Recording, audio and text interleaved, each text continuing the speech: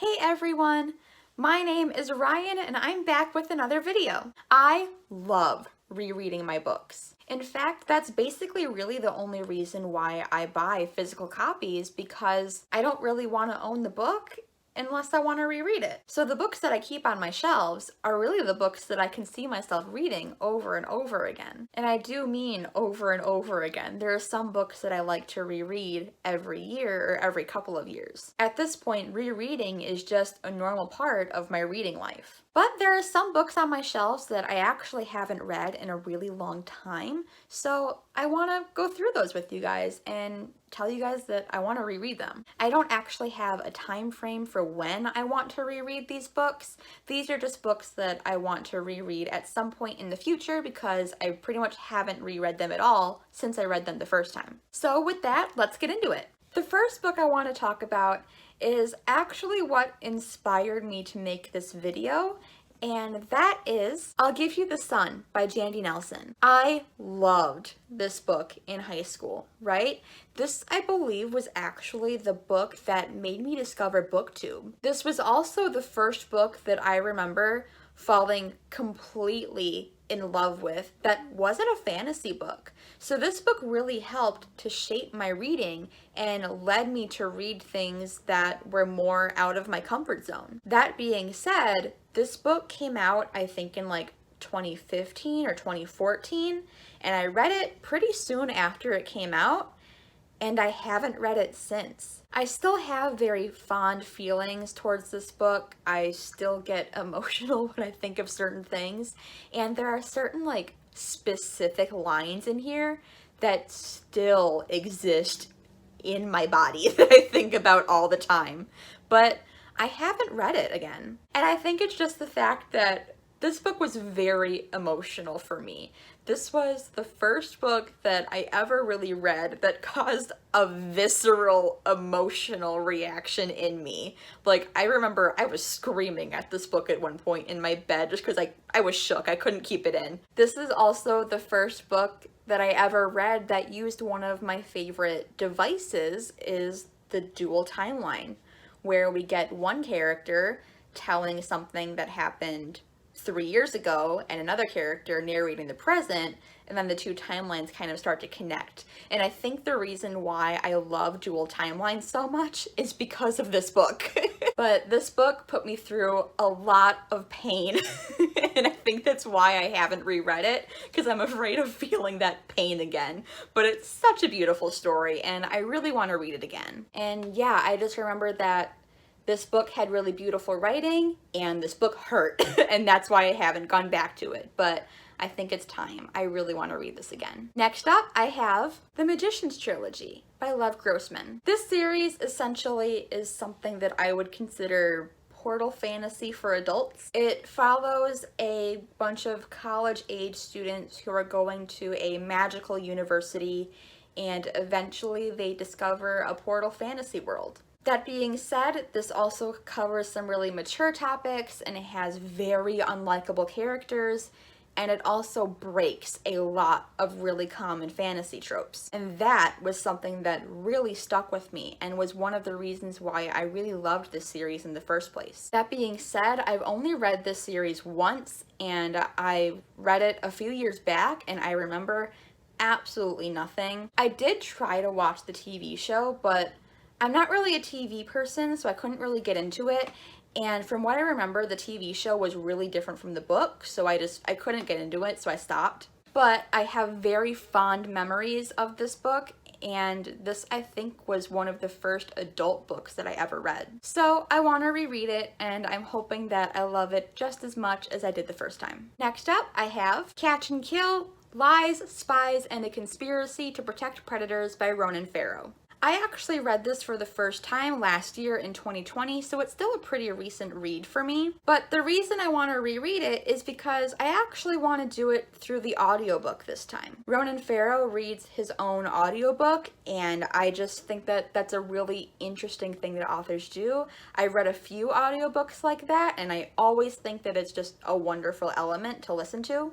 This was my first nonfiction book ever, and it's basically the story of the Harvey Weinstein case and how much went into covering it up. And yeah, not only was this a very informative read, I took a lot from this and learned a lot, but it was also very powerful, and it made me very, very angry, which is exactly what it's supposed to do. And yeah, I just really want to experience it again as an audiobook. Next up, I want to read The Night Circus by Erin Morgenstern. I read this a long time ago, like back in 2016 or 2017, and this wasn't the first, but it was one of the first books that I purchased because I heard of it through BookTube. And this book is insanely popular here on BookTube, right? And I had really high hopes for it when I read it the first time, but I was really disappointed by it. But honestly, I think the reason why I was disappointed by it was because at the time I was reading a lot of YA fantasy, a lot of lighter YA contemporary, and at the time, because I was seeing this recommended by a lot of the booktubers that I was watching, I thought that that was kind of what this was, but it's not. This is very fantastical, very whimsical, very character driven, and it's also adult. And none of those things were things that I knew at the time when I first read it. And those are all things that I wasn't reading at the time. So of course I wasn't going to like it. But now that I know what it's like, and now that I've kind of matured as a reader and have learned to read other things, I think I might like this more. And I also want to read Erin Morgenstern's other book, The Starless Sea,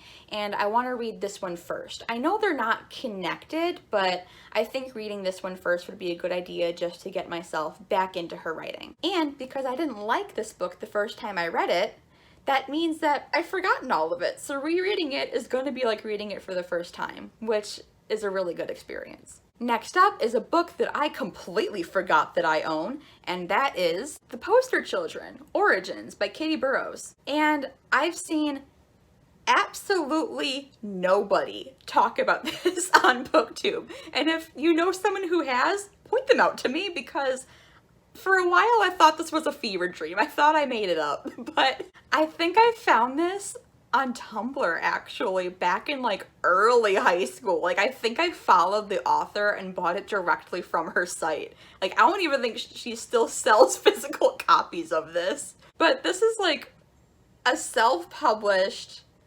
anthology of short stories all following different characters that are at this school for superheroes. It was so cool back in the day and I loved it, but then I completely forgot about it. And yeah, I want to get back into it. I know that there's more short stories. I don't think the author has published another bind up like this, but I think she does have more short stories as ebooks, so I want to get back into it because I love superheroes and I love magic schools, and I remember this being really diverse and I'm just excited for it, and I completely forgot that I owned it. All right, and next up we're going way back to middle school, and that is The Warrior Heir by Cinda Williams-Chima. Now, I see a lot of people talk about Cinda Williams-Chima's other series here on BookTube, but I don't see very many people talk about this series as much, which is surprising to me because I loved the series when I was in middle school. I read this series for the first time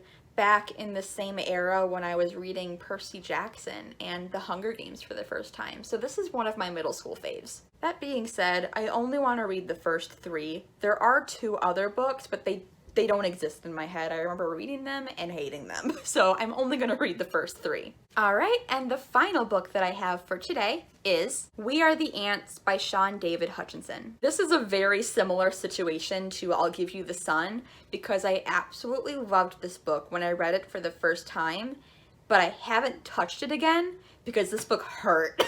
This book was a lot. This essentially follows the story of a boy and his boyfriend has committed suicide and he's dealing with the grief of that, and there's a lot of other sad stuff that happens to him, and one day he gets abducted by aliens, and the aliens essentially present him with a dilemma in which they are going to destroy the world, but if he himself chooses to push a button, he can stop the whole thing. And this is just a story of him deciding if the world is worth saving when awful things happen, and if life is even worth living.